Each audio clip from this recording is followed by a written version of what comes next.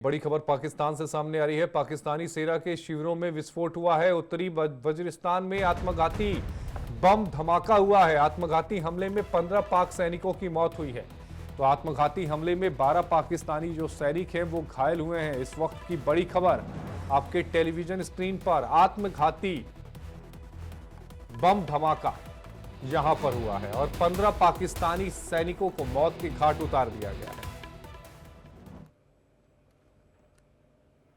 और ये देखिए वो तस्वीरें हैं, धुएं का उठता हुआ गुब्बार। तो ये विस्फोट कितना जोरदार हुआ होगा इसको आप समझिए। उत्तरी वजीरिस्तान का ये इलाका है जहां पर ये आत्मघाती हमला हुआ और हमले में 15 पाकिस्तानी सैनिकों की मौत हुई है। 12 पाकिस्तानी सैनिक जो हैं वो घायल है। कमोबेश पूरे पाकिस्तान में स्थिति यही है।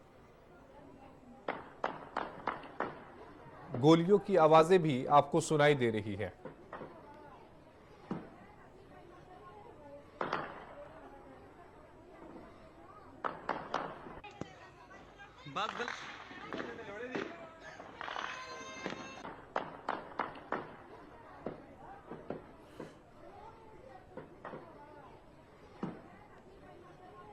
तो अब आप इस बात को समझिए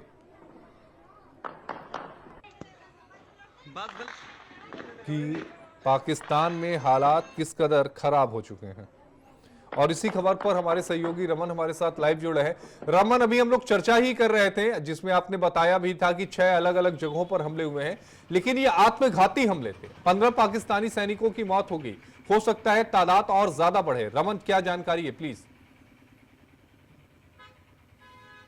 जी हाँ, बिल्कुल। देखिए, जो जानकारी इस समय निकल कर आ रही है कि करीबन 15 से 20 पाकिस्तानी सेना के जवान जो हैं वो मारे गए हैं इस सुसाइड अटैक में। एक साथ 2 सुसाइड अटैक हुए हैं और हाजी गुल बहादुर का एक ग्रुप, जो टीटीपी लड़ाकों का एक ग्रुप है, उस ग्रुप ने इसकी बाकायदा जो वो क्लेम किया है, यानी कि इसकी जिम्मेवारी ली है। और नॉर्थ वजीरिस्तान के अंदर जो पश्तून लड़ाके हैं हाजी गुल बहादुर ग्रुप के, वो पहले आर्मी कैंप के अंदर घुसने में कामयाब होते हैं और वहाँ जाकर 2 सुसाइड ब्लास्ट जो है उनकी तरफ से किया जाते हैं।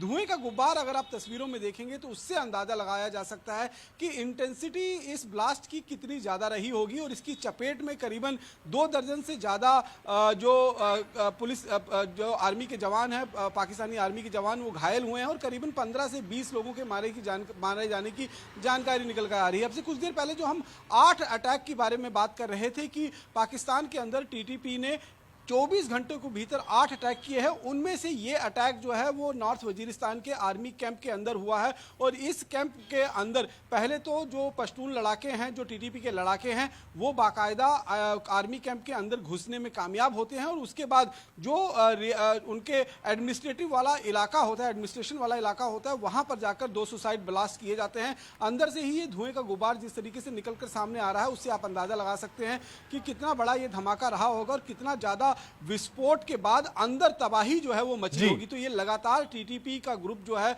हम जिस तरीके से कह रहे हैं कि उसने अपनी मंशा साफ कर दी है कि वो किसी भी तरीके से पाकिस्तान को बख्शने वाला नहीं है, क्योंकि पाकिस्तान ने नॉर्थ वजीरिस्तान का ये वही इलाका है जहां पर बाकायदा एयर बॉम्बिंग कर कर, एयर स्ट्राइक कर कर, वहां पर सिविलियन को, जो सिविलियन आबादी थी उन पर एयर स्ट्राइक किया गया था पाकिस्तान के फाइटर जेट से। और ये कहा गया था कि यहां पर मिलिटेंट छुपे हुए हैं। और अगर आप देखें, ख्वाजा आसिफ का बयान देखें या फिर उनके जो होम मिनिस्टर का बयान है, वो साफ कह रहे हैं कि जब हमें इस तरीके का टारगेट अचीव करना होगा, आतंकी कैंप को उड़ाना होगा, तो वहां पर कोलेटरल डैमेज भी होगा, हमें उससे कोई परवाह नहीं है। यानी कि आतंकियों के नाम पर किस तरीके से वो रिहायशी इलाकों में रहने वाले सिविलियन को भी टारगेट कर रहे हैं। जी आशीष, बहुत शुक्रिया रमन आपका जुड़ने के लिए। रमन हमारे सहयोगी हमारे साथ जुड़े थे जो पूरी खबर पर विस्तार से जानकारी दे रहे थे।